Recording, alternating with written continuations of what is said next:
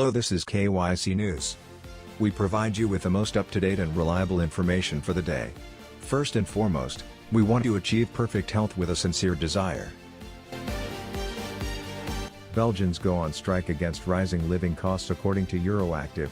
The unions are attempting to amend a bill that limits compensation adjustments to 0.4%.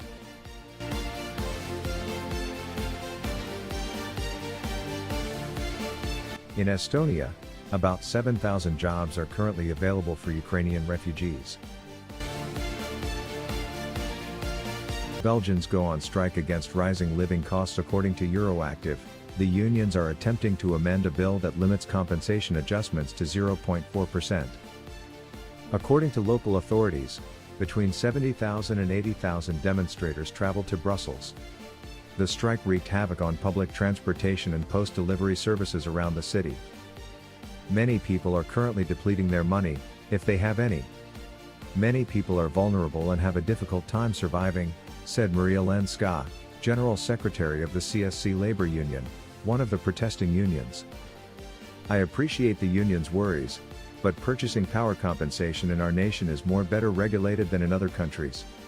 Belgian Prime Minister Alexander De Croo told Belgian network RTBF that we all have to hold on, referring to the country's automatic pay indexing. Wage indexing by computer works. 4 index increases have already occurred. This means that people's salaries, allowances, and pensions have risen by 2% for the 4th time in a row.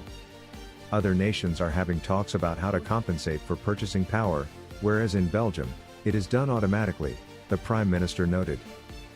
The protest sparked a chain of additional protests across Belgium.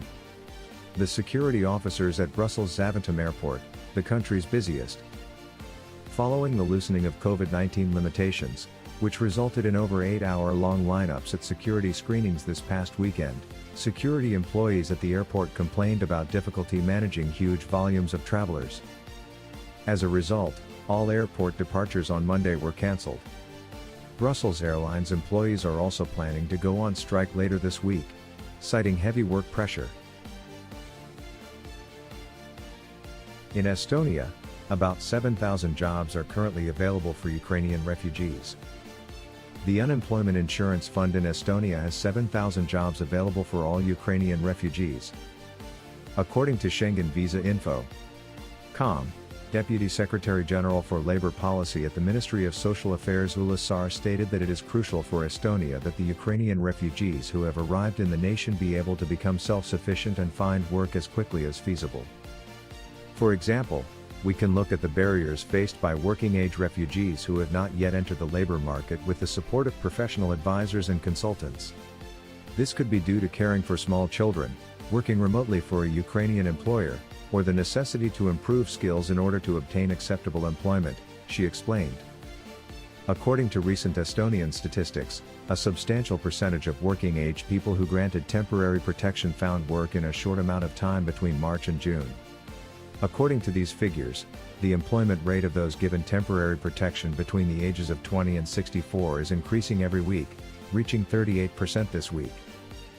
Kyastra, the head of Estonia Statistics, stated that while Ukrainian refugees are relatively educated, their lack of Estonian language skills will drive them to work in areas for which they are overqualified based on their educational background.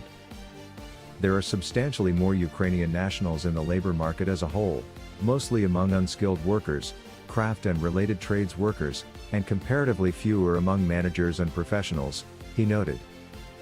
Cleaners are the most prevalent occupation among Ukrainian refugees with temporary protection, whereas welders are the most common occupation among those with permanent residence permits. Those without temporary protection and Ukrainian citizens with short-term work permits are also more likely to work as packers. However, many competent professionals, particularly software developers, are included in the last group. Furthermore, the most common activity among Ukrainians is economic activity. Temporary protection recipients are more likely to work in the trade sector, as well as in accommodation and food service, therefore there are numerous variances in activity across groups of Ukrainians.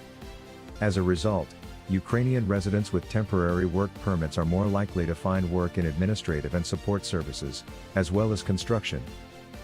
Estonia announced on June 16 that it had admitted over 40,000 Ukrainian refugees since May 24, and that every one of them had been granted temporary protection.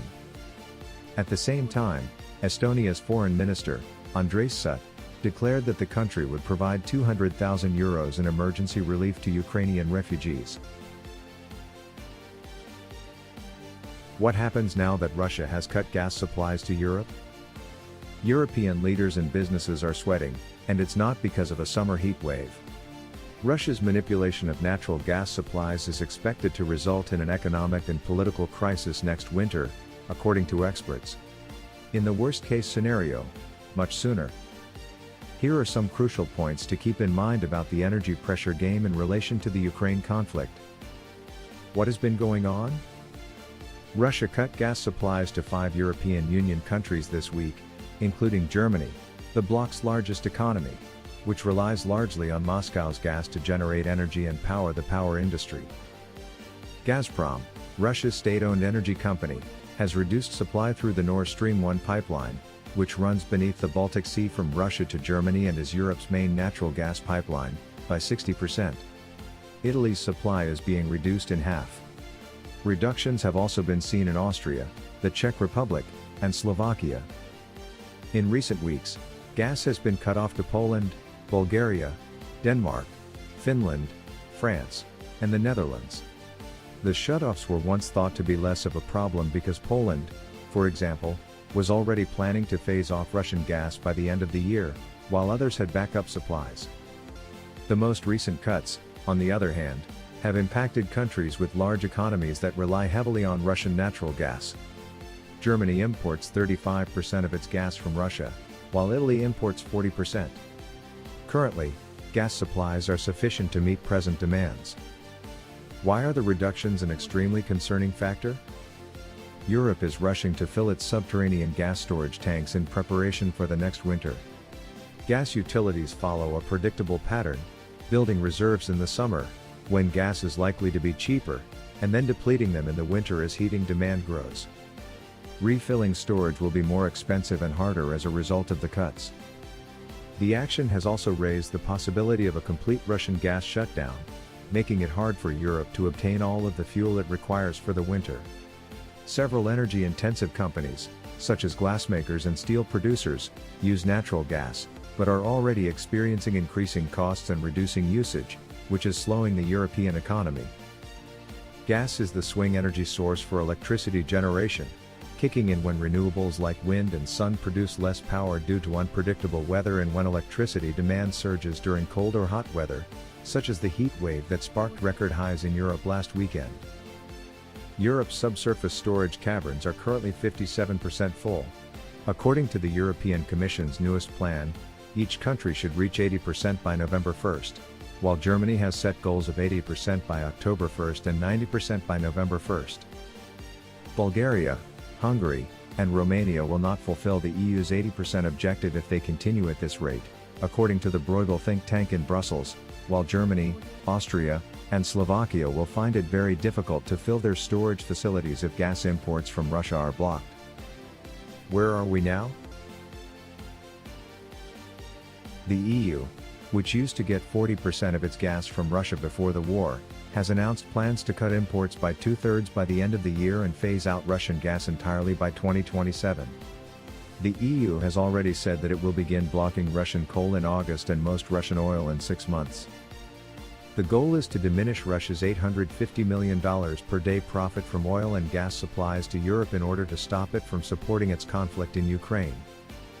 European governments and utilities have purchased expensive liquefied natural gas, or LNG, carried by ship from the United States, rather than gas delivered by pipeline from Russia, which is normally cheaper.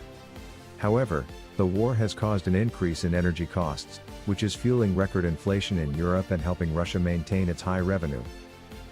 More pipeline gas from Norway and Azerbaijan is being sought, while renewable energy deployment and conservation are projected to play a smaller role.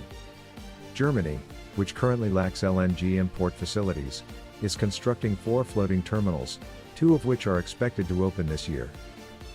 Despite efforts to promote renewable energy, the crisis is forcing countries to return to fossil fuels. Despite plans to phase out coal entirely by 2030, Germany is hurrying through legislation to revive coal-fired power facilities as a temporary fix. Vice Chancellor Robert Habeck noted that while turning to coal was bitter, it was absolutely necessary in this situation. Industry and utilities will be rewarded if they consume less natural gas, according to the government's plans. In addition, Habeck advised Germans to conserve energy. Gas use must be cut even further so that more gas can be stored, otherwise, it will be tight in the winter, he stated.